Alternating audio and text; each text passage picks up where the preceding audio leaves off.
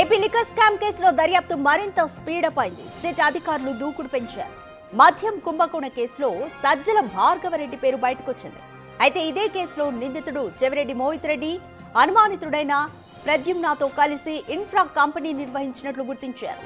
ఇందులో నుండే ముడుపుల సొమ్మును రూటింగ్ కు వినియోగించినట్లు అనుమానాలు వ్యక్తం చేస్తున్నారు.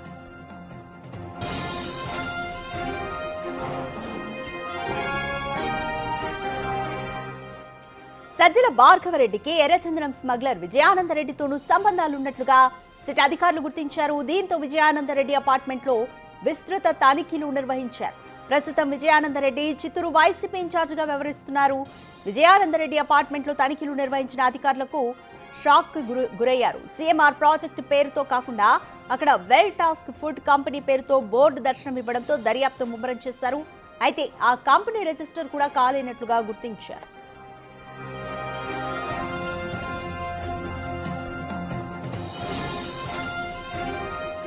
విజయానందరెడ్డి అపార్ట్మెంట్ లో మరింత లోతుగా దర్యాప్తు చేపట్టిన అధికారులు Nikhilananda logistics, MAC granites, Shri Sai convention centre, Gautam Sai finance వంటి సంస్థలను గుర్తించారు. వీటి ద్వారానే మద్యం ముడుపుల సొమ్మును తరలించినట్లుగా అనుమానాలు వ్యక్తం చేస్తున్నారు. ఇక మోహిత్ రెడ్డికి చెందిన సీఎంఆర్ ప్రాజెక్టులో విజయానందరెడ్డి డైరెక్టర్ గా ఉన్నట్లు సిట్ అధికారులు గుర్తించారు. ఈ నేపథ్యంలోనే కార్యాలయంలోని పలు రికార్డులను స్వాధీనం చేసుకున్నారు.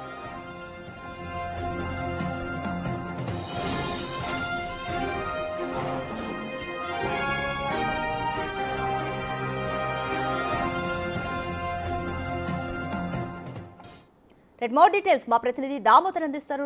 దామోదర్, ఏపీ లిక్కర్ స్కామ్ కి సంబంధించి సిట్ అయితే దూకుడు పెంచింది. సజ్జల భార్గవరెడ్డి పేరు కూడా కొత్తగా బయటకు వచ్చింది. అలాగే విజయానందరెడ్డి ఇంట్లోనూ సోదాలు చేశారు సిట్ అధికారులు. సో ఎలాంటి డీటెయిల్స్ దొరికాయి? కంప్లీట్ ఇన్ఫర్మేషన్ ఏ విధంగా ఉంది?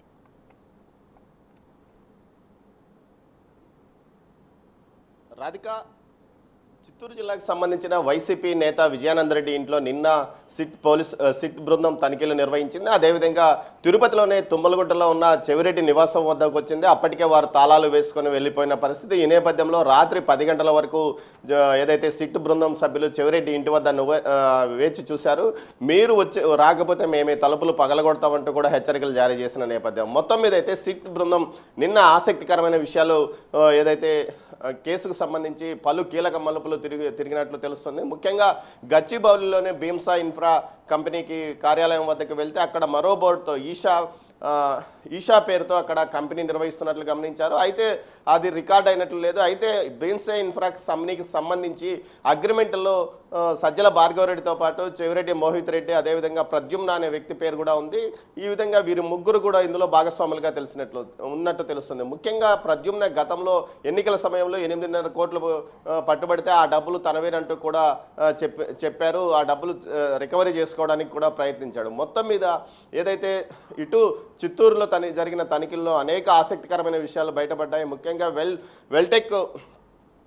వెల్టెక్ ఫుడ్స్ అండ్ బ్రేవరేజ్ కంపెనీ పేరుతో ఒక కార్యాలయం ఉంది. అయితే అందులో ఆ కార్యాలయానికి సంబంధించి ఆ కంపెనీకి సంబంధించి ఎలాంటి రిజిస్ట్రేషన్ కూడా అయినట్లు లేదు. ముఖ్యంగా ఇందులో అనేక సెల్ కంపెనీలు నిర్వహించినట్లు గమనించారు. ముఖ్యంగా నిఖిలానంద లాజిస్టిక్ పేరుతో మద్యాన్ని ఏదైతే గోడౌన్ల నుంచి ఇటు షాపులకు సరఫరా చేసే కాంట్రాక్టును విజయానందరెడ్డి గతంలో నడిపాడని, గత ప్రభుత్వ హయాంలో నడిపాడు.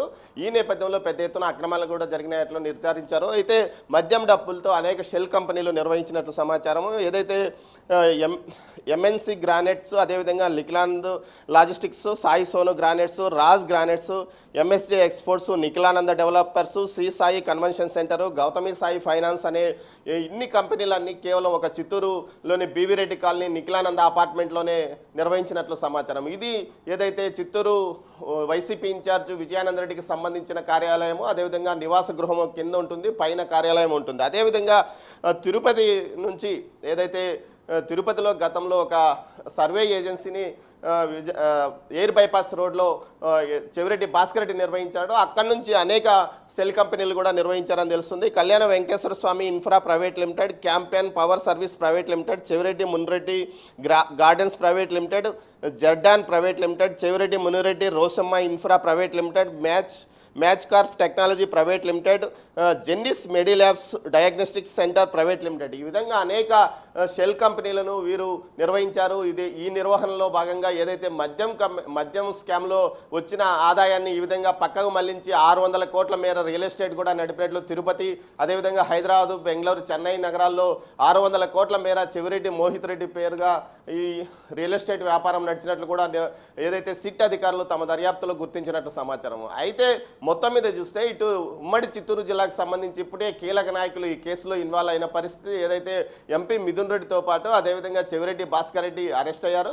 వీరితో పాటు మరికొంతమంది పరారులో ఉన్న పరిస్థితి. ఏదైతే కొంతమంది శ్రీకాళహస్తికి చెందిన అహ్మద్ కానీ అదేవిధంగా ఇటు కిరణ్ కుమార్ రెడ్డి కూడా కీలక వ్యక్తులు, వీరు కూడా పరారయ్యారు. ముఖ్యంగా చెవిరెడ్డి భాస్కర్ రెడ్డి, చెవిరెడ్డి మోహిత్ రెడ్డి కేసులో నిందితులుగా ఉన్న నేపథ్యంలో వారి గురించి వివరాలు సేకరించిన నేపథ్యంలో విజయానంద రెడ్డికి వారి మధ్య ఉన్న సన్నిహిత సంబంధాలు లింక్ కూడా బయటపడింది. ఈ నేపథ్యంలో విజయానంద రెడ్డిని సోమవారం సిట్ కార్యాలయానికి పిలిపించి విచారించిన నేపథ్యంలో ఆ తర్వాత నిన్న ఏదైతే తనిఖీలు నిర్వహించారు, విజయానంద రెడ్డి, చెవిరెడ్డి కలిసి ఆఫ్రికా దేశాల్లో ఏదైతే భూములు కొనుగోలు చేశారో అక్కడ వ్యాపారాలు చేశారన్నట్లు కూడా గుర్తించారు. మొత్తం మీద మద్యం సిట్టుకు సంబంధించి అధికారులు మరింత ముందుకు వెళ్తున్నారు. దీంతో పాటు పెద్ద ఎత్తున అక్రమ సంపాదనను ఇతర మార్గాలకు రూటింగ్ చేసినట్లు కూడా తెలుస్తోంది. Radhika, thank you Damodar.